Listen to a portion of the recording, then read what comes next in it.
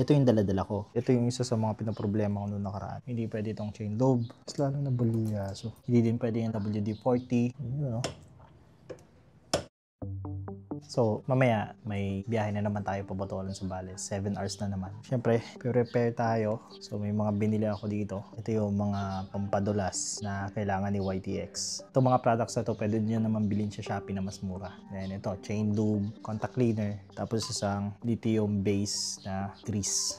Siyempre, unang-una, since malayo yung biyahe, chain. Ito, basic na basic naman na to sa inyo.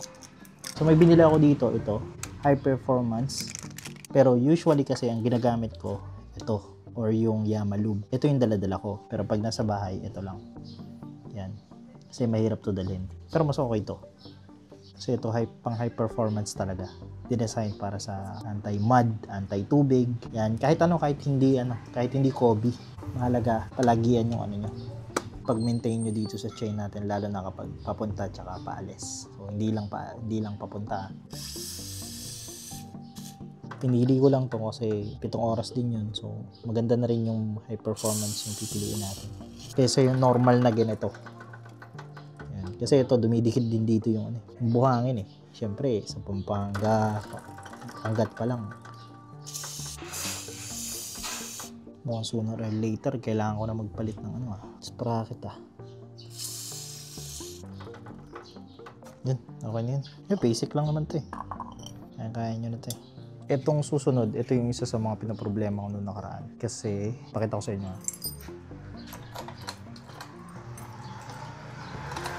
Yan. Dali siya ngayon. Pero minsan, sobrang hirap. Yan. Sobrang hirap niya. Ngayon, hindi pwede to. Hindi pwede itong chain lobe. Hindi din pwede yung WD-40. Hindi din pwede to. Kasi, may ignition doon, may electrical trigger doon sa may ignition. Sa research ko, hindi sinasuggest yung oil kasi nagsisip in din yung oil. Kaya ang binili ko, ito, kahit medyo mahal, 200, wala kasi maliit, ito na lang, contact cleaner na pwede sa electrical grease. So ito, safe to sa electronics. Sinasuggest ko, ito yung bilhin nyo para sa lalo na kapag maglubricate kayo ng keyhole.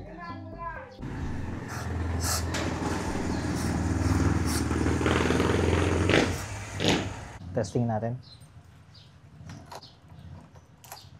Kung ganun pa din.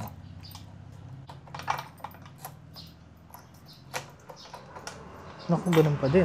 Kulang pa ba? Tingnan pa natin. First time ko lang lalagyan na ito eh.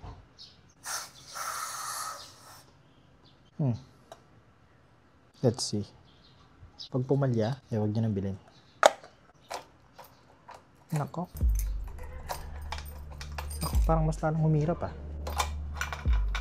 Nako, parang mas lalo akong mas lalo akong nangyari dun mas lalo na bulyaso. Pag nalalak, okay. Tayo. Ayun, pwede. Ayun, mas lumambot.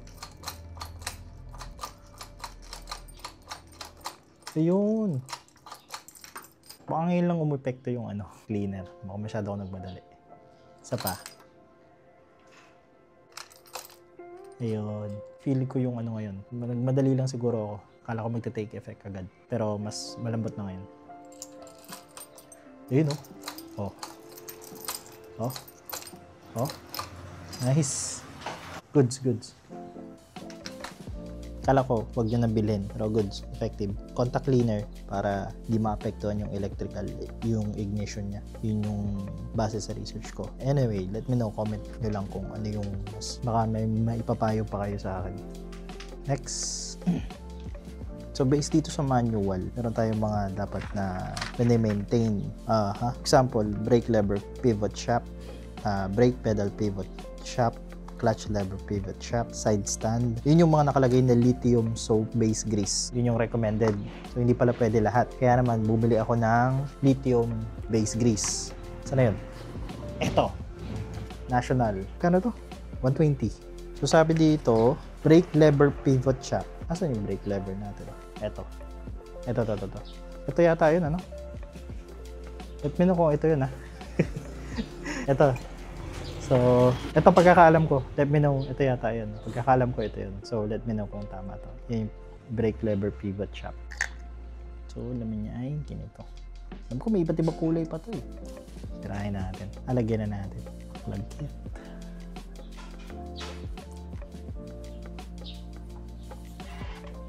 Para hindi masyadong matigas.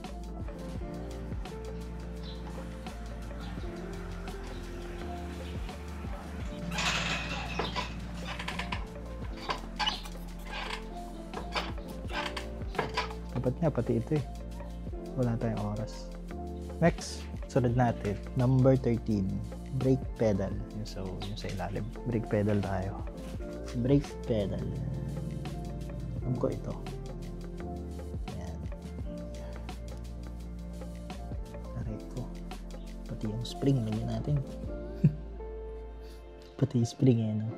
Brake pedal. Yung tipirin. Dami naman eh. Pati dun sa ayan. Tapos ang next natin, clutch lever pivot shaft 14. So ito yan, medyo malambot naman siya kasi kakapalit ko lang na ito eh. Buksan natin. Ayan. Hopefully, sapat na yan. Balik na natin yung cover.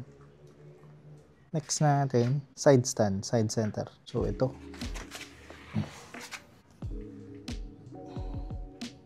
Medyo matigas na din ito eh. Yun, no? Bibigyan pa natin konti. Baka magtampo eh. Tagal mo na ako hindi nilubricate ah. Maulan pa naman yan. Actually may bagyo nga ngayon eh. Bagyong Opong ba yun? So lumihis eh. Pumunta ng Visayas eh. Alam ko diretso siya ng Luzon. Yun oh. Ganda. Then ito yung matagal na ito yung matagal na naghihingi ng lubrication sa akin eh. Itong ilalim. Itong center stand na ito. Ito na nagre-request sa akin eh. Parang hindi na siya bumabalik kasi masyado kapag hindi mo ginalaw. Sampo na to sa akin. Pala pinaliguan ko muna eh. Mulang kasi. Ako. Dumi. Next. Sunod naman natin. Tapos ng side stand ay yun lang. Yun lang muna. Pansamantala. Yun. So nalubricate na natin. Dami-dami na tayo nalubricate. Brake lever. Wait lang ha. Yung sa brake lever. Munti ko na makalimutan. Brake lever tayo. Dito sa may likod. Dito. Yan o. Last one. Alin dyan? Dito. Sabihin nyo kung mali ito ah. Pero alam ko tama naman ito. Brake arm. Grabe oh. Okay na. Biyahe na tayo. Actually, meron pa dito eh. Ito, kaya lang kasi sa may T-shaft. Kaya so hindi na natin lalagyan kasi nilagyan ko na yan. So, ang ginamit natin, lithium base. Ito yung sinasuggest ng ano natin. Ito yung sa mga pivot sa brake pedal, brake lever, sa bearing handlebar. Tapos ito, chain lube. Kung ano meron kayo, gamitin nyo. Pero mas maganda kung, syempre, mas mahal, mas quality. Then ito lang yung mahalaga. Pagdating sa ignition, kailangan yung electronic safe. Ang tawag dito contact cleaner or may tinatawag na graphite lubricant kasi safe yon sa mga electronics. Safe yung electronics doon. Kung gusto yung bilhin to, try ko maghanap ng link sa Shopee. Pero may mas maliit pa nito, mas mura. 200 kasi to. Tapos ito naman, ano lang to? Parang alternate lang dito kasi hindi ako nagdadala ng ganito, ng aerosol kasi medyo parang ticking time bomb kasi ang aerosol eh. Pag na-aksidente ka, nahirap na. Kaya yung init, baka pumutok to sa loob. So ayun, kung anong meron lang kayo pero mahalaga naman maintenance nyo si YTX. Ito lang yung ano sa akin. Ito lang yung parang mahalaga sa akin. Kailangan electronic safe kasi sa mga electronics natin pagdating sa keyhole. Anyway, hindi naman ako marunong masyado. Comment kayo kung ano yung may payo nyo pa sa akin. Nagpapasalamat ako dahil marami akong natututunan sa inyo. Kung sana may natutunan din kayo sa video na to, lagay ko yung link sa baba kung saan nyo pwedeng bilhin to o alternate. Yan, subscribe. Parang ang gastos, paunti-unti marami akong ginagastos sa motor